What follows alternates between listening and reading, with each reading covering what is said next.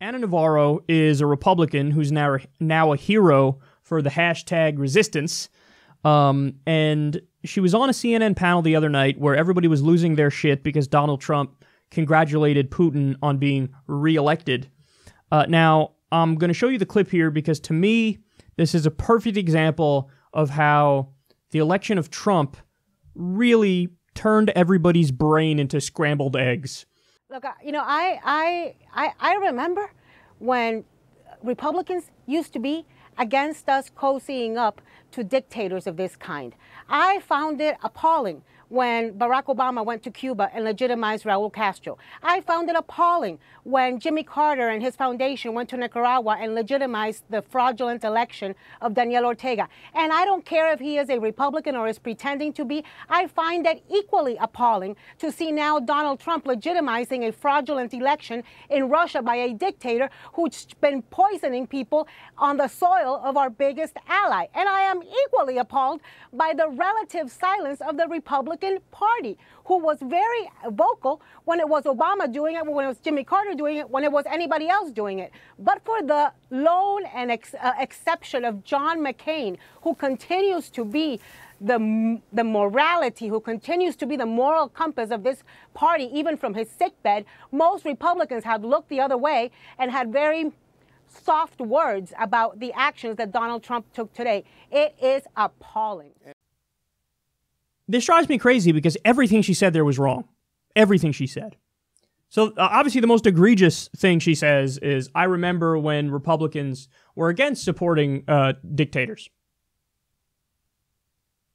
What? When? Please, tell me the date. Tell me when that was the case. Well, you know, back when we had a respectable president like George W. Bush. George W. Bush? He did torture. He did an illegal war against a country that didn't attack us where he killed minimum 200,000 civilians. This is... No. She remembers when Republicans were against having or supporting dictators. How long have we supported Saudi Arabia for? Every administration, Republican and Democrat, has supported Saudi Arabia. They're an absolute monarchy and a theocracy and an authoritarian dictatorship. I mean, what a pathetic, sick joke that is. Right now, literally right now, and this was the case under Obama and this was the case under Bush, the United States supported 73% of the world's dictatorships. See, this is what drives me nuts, is that, so she's losing her shit over the fact that Donald Trump made a phone call to Putin to say, congratulations on your re-election, okay? By the way, Obama did the same thing after Putin invaded Georgia. But she has nothing to say about the fact that right now, we're militarily supporting 73% of the world's dictatorships.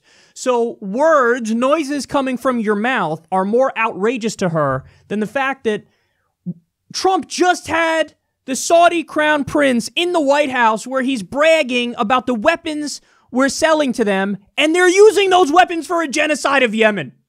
They are using those weapons for the genocide of Yemen. And he just was holding up fucking, big poster boards and shit, and he's like, oh, look, billions of dollars in this kind of weapon and hundreds of millions in that kind of weapon.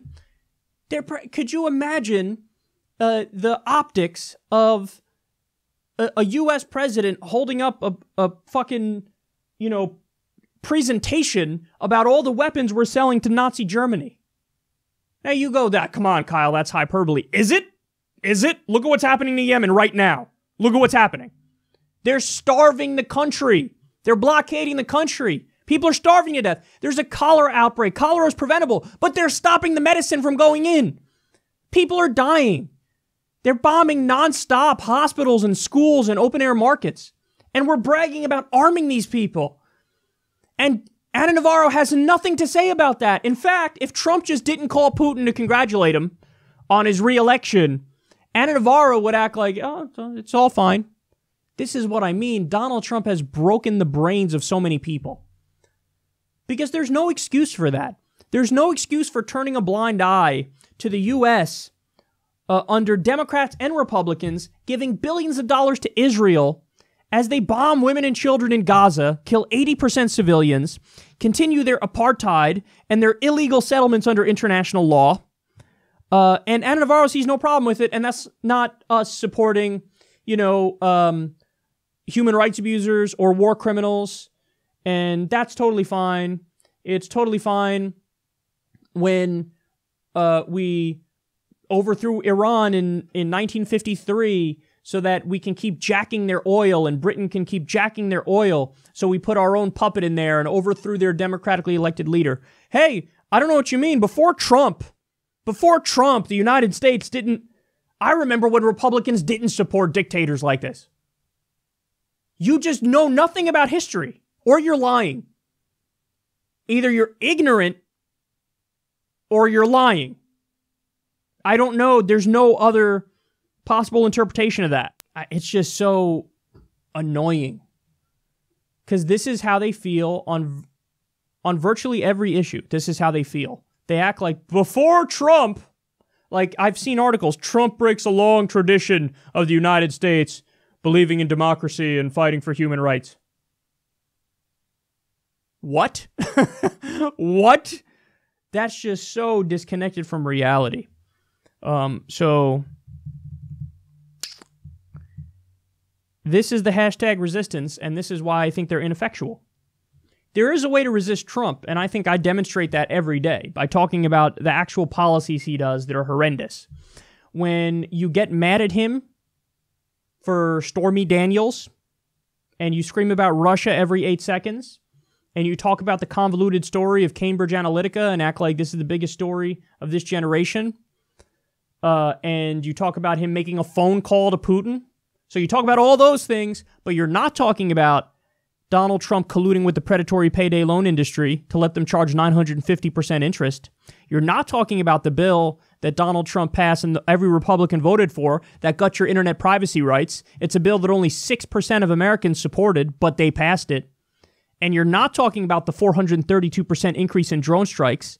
And you're not talking about the torture. Trump signed a pro-torture executive order. So you're not talking about the tax bill, which had a 33% favorability rating and raises taxes on everybody making $75,000 a year or less.